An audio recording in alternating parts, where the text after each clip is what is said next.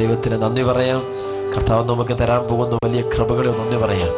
ശരിക്കും നമ്മുടെ ജീവിതങ്ങളെ പൂർണ്ണമായിട്ടും നമ്മുടെ ഈശോയുടെ തൃക്കരങ്ങളിൽ വളരെ വിശ്വാസത്തോടെ വലിയ സന്തോഷത്തോടെ സമർപ്പിച്ചു പ്രാർത്ഥിച്ചുകൊണ്ട് നമുക്ക് ശുശ്രൂഷ ആരംഭിക്കാം.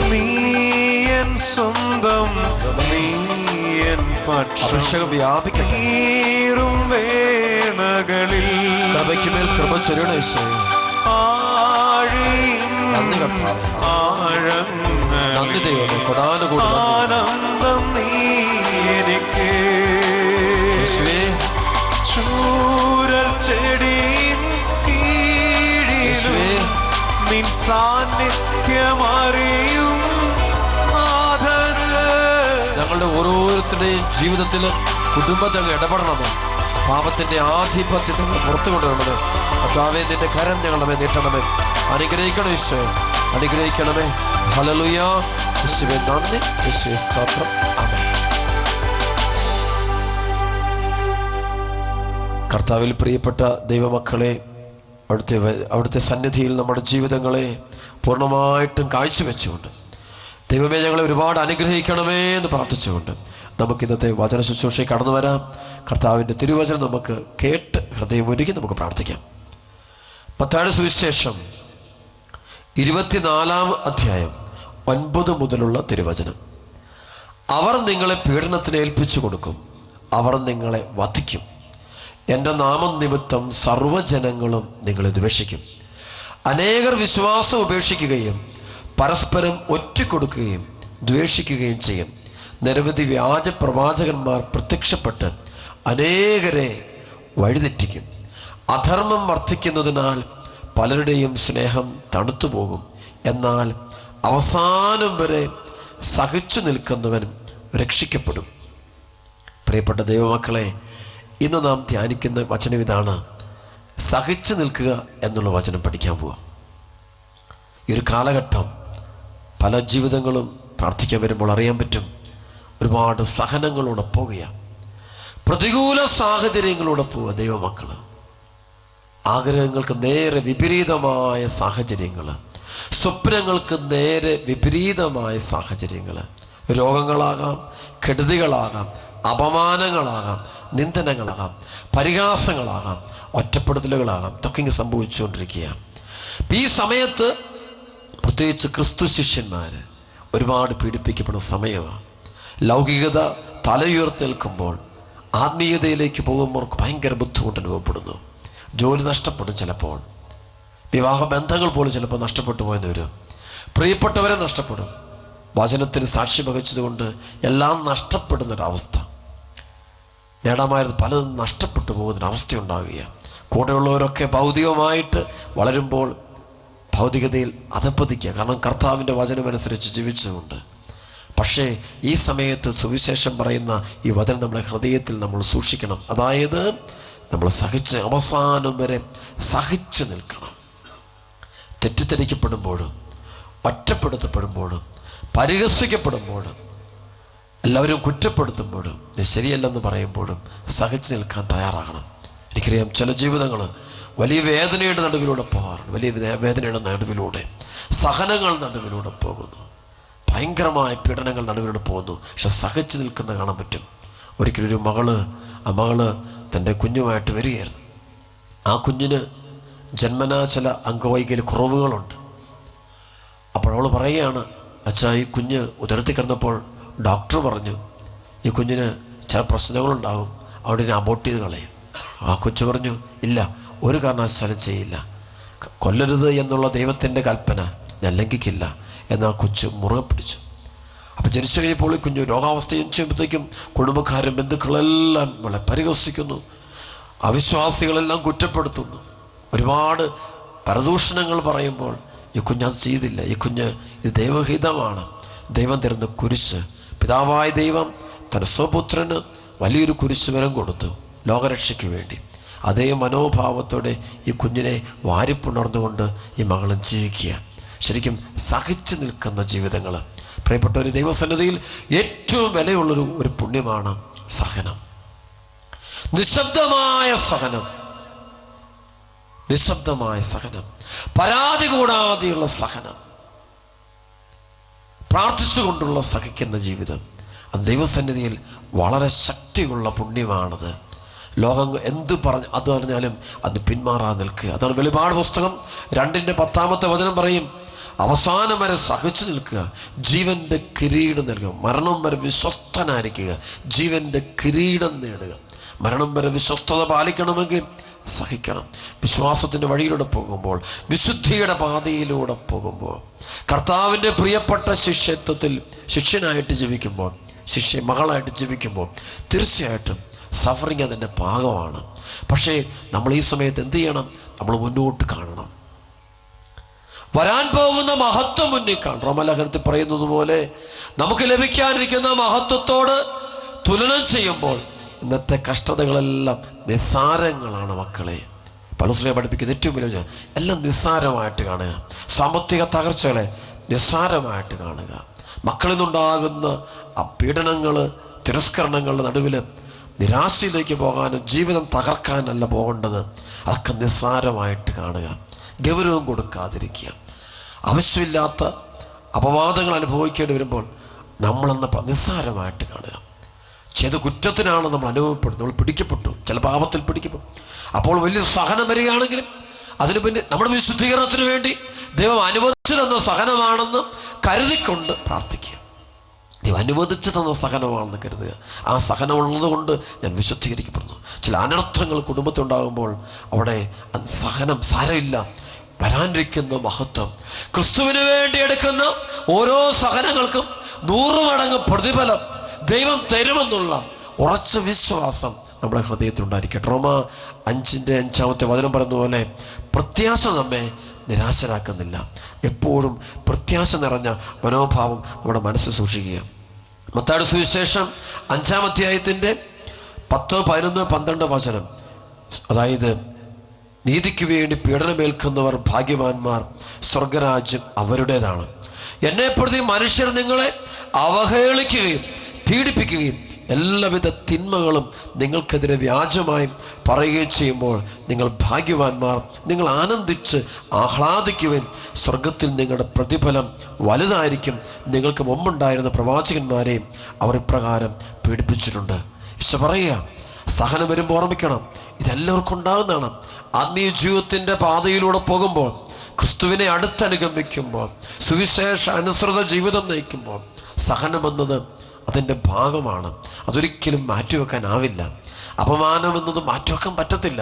പരിഹസിക്കൽ മാറ്റിവെക്കാൻ പറ്റത്തില്ല. അതതിൻ്റെ ഭാഗമാണ്. അത് ആനന്ദിച്ച് ആഹ്ലാദിച്ച് അത് സ്വീകരിക്കാനായിട്ട് നമുക്ക് സാധിക്കണം. ഈശോ പറയും, എന്നെ പ്രതി മനുഷ്യർ നിങ്ങളെ അവഹേളിക്കുകയും പീഡിപ്പിക്കുകയും എല്ലാവിധ തിന്മകളും നിങ്ങൾക്കെതിരെ വ്യാജമായി പറയുകയും ചെയ്യുമ്പോൾ നിങ്ങൾ ആനന്ദിച്ച് ആഹ്ലാദിക്കും. സകല തിന്മകൾ നിങ്ങളുടെ മേൽ ആരോപിക്കുന്നു, ഒറ്റപ്പെടുത്തുന്നു, നിങ്ങളെ തകർക്കുന്ന അനുഭവം ഉണ്ടാകുമ്പോൾ ഹല്ലേലൂയ പറയുക, സ്തുതിച്ച് പ്രാർത്ഥിക്കുക, ദൈവത്തിന് മഹത്വം നൽകുക. അങ്ങനെ കണ്ടിട്ടുണ്ട്, ചില ജീവിതങ്ങളെ കണ്ടിട്ടുണ്ട്. അപമാനത്തിൻ്റെ നിന്ദനത്തിൻ്റെ നടുവിൽ ഹല്ലേലൂയ എന്ന് ഉറക്കെ നിലവിളിച്ച് സ്തുതിക്കുന്നത് ഒരു സഹോദരനെ ഒരിക്കൽ ഞാൻ കാണുകയാണ്. നമ്മൾ സങ്കടപ്പെട്ടു പോകും. അത്രമാത്രം പ്രതികൂലമായ സാഹചര്യം. തൻ്റെ ജീവിത പങ്കാളി അവഹേളിക്കുന്നു, തൻ്റെ മക്കൾ അവഹേളിക്കുന്നു, സഹോദരങ്ങൾ അവഹേളിക്കുന്നു, കൂട്ടുകാർ അവഹേളിക്കുന്നു, ജോലിസ്ഥലത്ത് തകർച്ചകളുണ്ടാകുന്നു, എല്ലാവിധ തകർച്ച. അദ്ദേഹത്തിന് ഭൗതികമായിട്ട് സന്തോഷിക്കാൻ യാതൊന്നുമില്ല. എവിടെ ഇറങ്ങിയാൽ അത് ഒരുപാട് വേദനിപ്പിക്കപ്പെടുന്ന അനുഭവം. ഒറ്റ കാരണം കൊണ്ട് ഈശോയെ അടുത്തനുഗമിച്ചതുകൊണ്ട്, അഡ്ജസ്റ്റ്മെൻറ്റിന് തയ്യാറാകാഞ്ഞതുകൊണ്ട് അവഹേളിക്കപ്പെട്ടു, അവഗണിക്കപ്പെട്ട അവസ്ഥ. അതുകൊണ്ട് പ്രിയപ്പെട്ട ദൈവമക്കളെ, ഇത് വരുമ്പോഴെല്ലാം നമ്മൾ ക്രിസ്തുവിൻ്റെ പീഡാസഹനോട് ചേർത്ത് വെച്ചിട്ട് നിത്യജീവിതത്തെ, സ്വർഗീയ ജീവിതത്തെ മുന്നിൽ കണ്ടുകൊണ്ട് ഹല്ലേലൂയ പാടാൻ നമുക്ക് സാധിക്കണം. അതാണ് അഭിഷേകം, അതാണ് പരിശുദ്ധാത്മാവിലുള്ള നിറവ്. കൃപ കിട്ടിക്കഴിയുമ്പോൾ, ആത്മാവ് നിറയുമ്പോൾ നമുക്ക് കിട്ടുന്ന ഏറ്റവും വലിയ പവർ എന്താ? സഹിക്കാനുള്ള ശക്തി, സുവിശേഷത്തിൻ്റെ സഹിക്കാനുള്ള ശക്തി.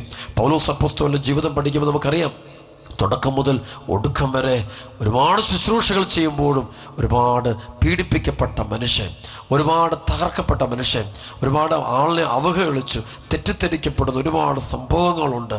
ഒരുപാട് ഒറ്റപ്പെടുത്തപ്പെട്ടു. പ്രിയപ്പെട്ട ഒരു സ്നേഹിത പൗലോസ് പറയുന്നുണ്ട്, എല്ലാവരിൽ നിന്നും എനിക്ക് പീഡനം പറ്റൂ, എല്ലാവരിൽ നിന്നും എനിക്ക് പീഡനം പറ്റൂ. പക്ഷെ അതിൻ്റെ നടുവിലും ക്രിസ്തുവിനോടുള്ള സ്നേഹത്തെ പ്രതി, ഈശോ സ്വന്തമാക്കാനുള്ള ലക്ഷ്യത്തെ പ്രതി, അല്ലെങ്കിൽ ഈശോയ്ക്ക് വേണ്ടി ആത്മാക്കളെ നേടാനുള്ള തീവ്രമായ ദാഹം ഉള്ളിലുള്ള മനുഷ്യൻ അല്പം പോലും പുറകോട്ട് പോകുന്നില്ല, പാപത്തിൻ്റെ വഴി തിരഞ്ഞെടുക്കുന്നില്ല, മാർഗം മാറുന്നില്ല.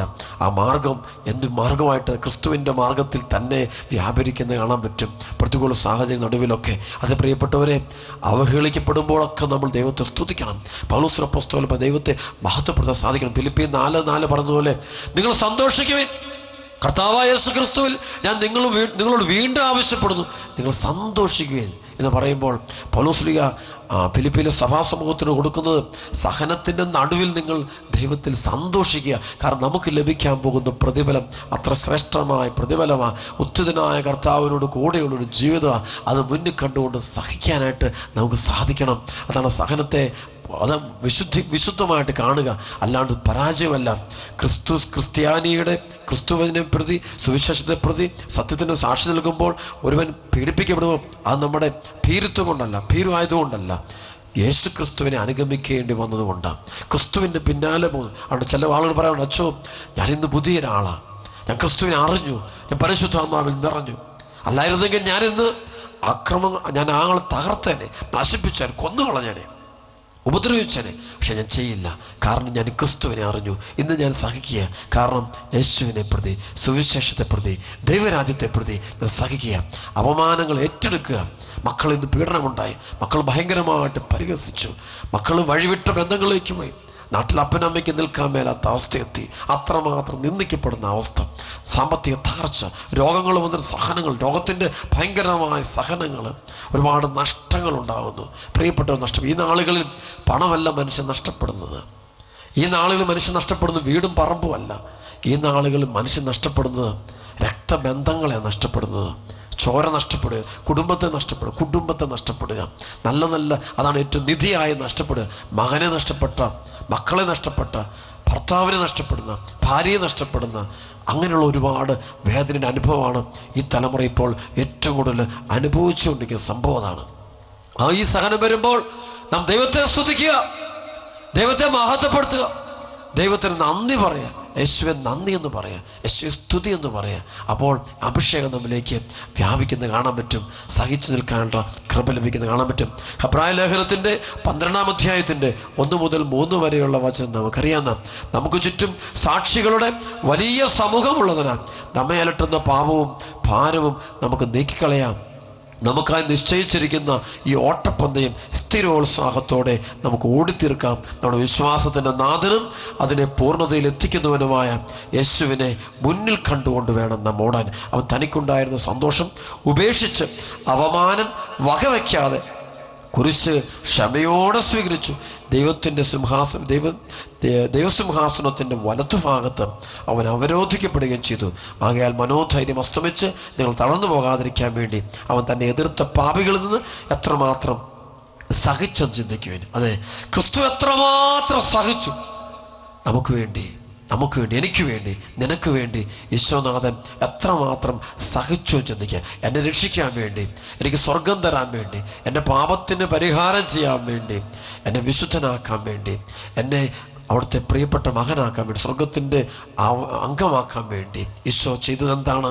ഈശോ സഹിക്കുന്നത് കാണാൻ പറ്റും. അതെ, ഇന്ന് മാതാപിതാക്കൾ സഹിക്കണം. സഹനം നഷ്ടപ്പെട്ടു. ഇത് സുഖം തേടി പോവുക. സുഖം തേടുന്ന മനുഷ്യൻ സഹിക്കാൻ പറ്റത്തില്ല, സന്തോഷം തേടി പോകുന്നതിന് പറ്റത്തില്ല. പക്ഷെ സഹനമെന്ന ശ്രേഷ്ഠമായ ഏറ്റവും വലിയ പുണ്യം നമുക്ക് എടുക്കാൻ പറ്റണം. പരിശുദ്ധ അമ്മയുടെ ജീവചരിത്രമൊക്കെ പഠിക്കുമ്പോൾ കാണാൻ പറ്റും.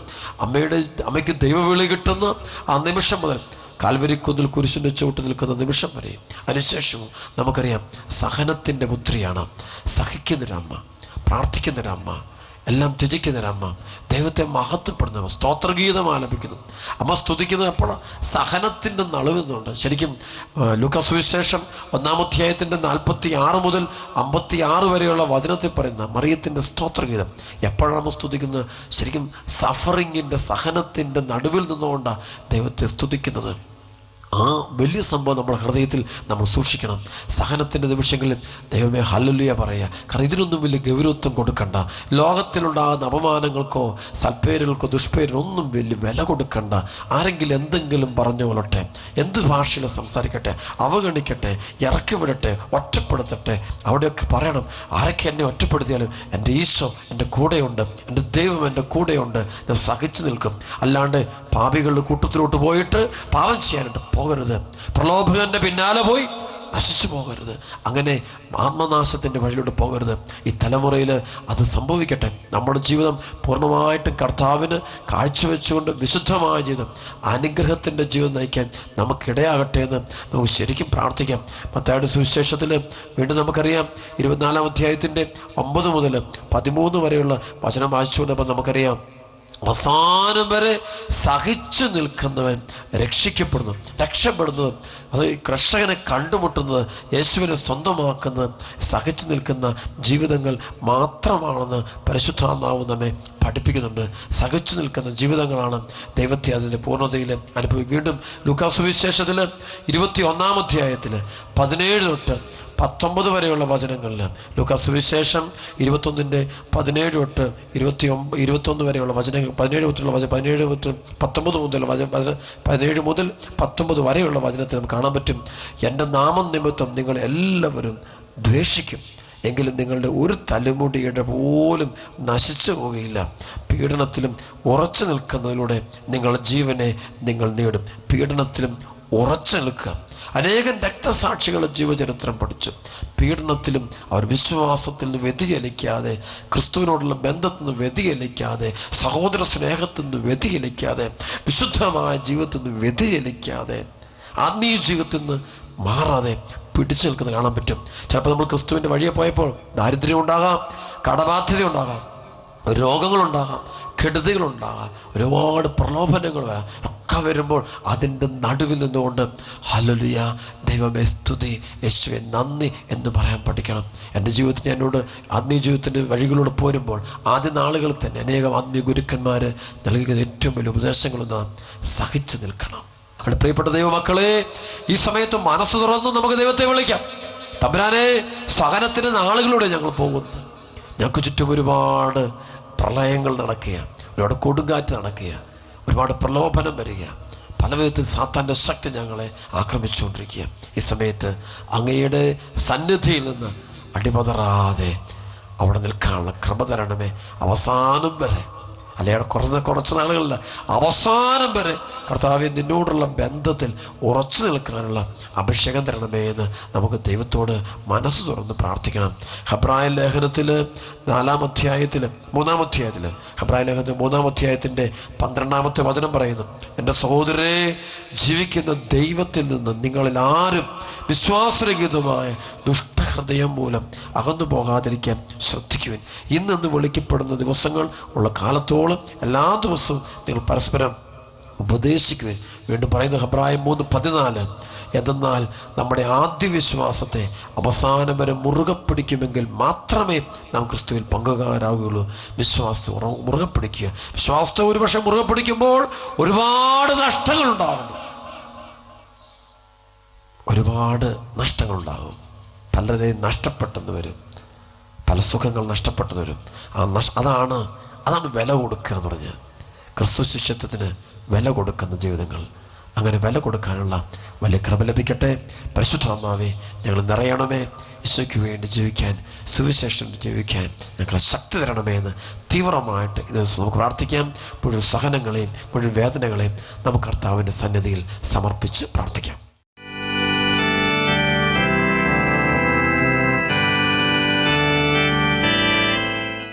ജോയേൽ പ്രവാചകന്റെ പുസ്തകത്തിൽ 2-ാം അധ്യായം 28 മുതലുള്ള വചനം, അന്നിങ്ങനെ സംഭവിക്കും, എല്ലാവരുടെ മേൽ എൻ്റെ ആത്മാവിനെ ഞാൻ വർഷിക്കും, നിങ്ങളുടെ പുത്രന്മാരും പുത്രിമാരും പ്രവചിക്കും, നിങ്ങൾ വൃദ്ധന്മാർ സ്വപ്നങ്ങൾ കാണും, യുവാക്കൾക്ക് ദർശനങ്ങളുണ്ടാകും.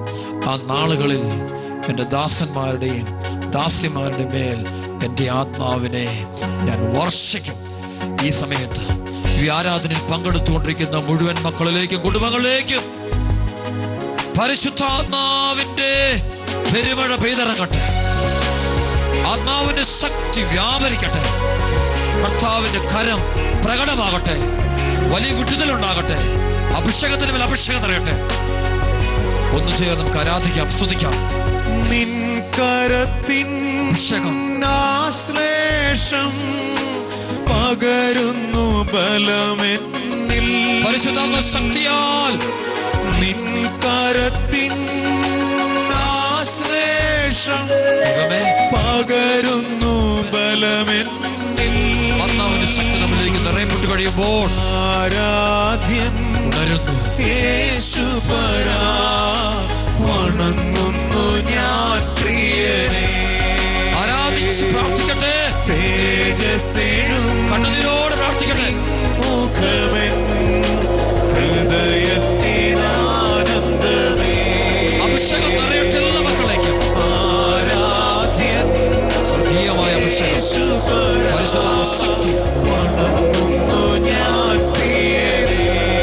ഉച്ചത്തിൽ സ്തുതിക്കട്ടെ. ഹല്ലേലൂയ, തേജസ്സേഴും ഹല്ലേലൂയ, ഹല്ലേലൂയ, ഹല്ലേലൂയ. സ്തുതിക്കുന്നു, സ്തുതിക്കുന്നു, ആരാധിക്കുന്നു, നന്ദി പറയുന്നു. സ്തുതിക്കുന്നു, ആരാധിക്കുന്നു, നന്ദി പറയുന്നു, സ്തുതിക്കുന്നു, ആരാധിക്കുന്നു. Hallelujah, hallelujah. യേശുവേ, ആരാധന, ആരാധന. പരിശുദ്ധാത്മാവ് നിറയട്ടെ, എല്ലാ മക്കളേക്കും നിറയട്ടെ. പരിശുദ്ധാത്മ അഭിഷേകം കൊണ്ട് ജ്വലിക്കട്ടെ. പരിശുദ്ധാത്മ അഭിഷേകം കൊണ്ട് ജ്വലിക്കട്ടെ. പരിശുദ്ധാത്മ അഭിഷേകം കൊണ്ട് ജ്വലിക്കട്ടെ, ജ്വലിക്കട്ടെ, ജ്വലിക്കട്ടെ.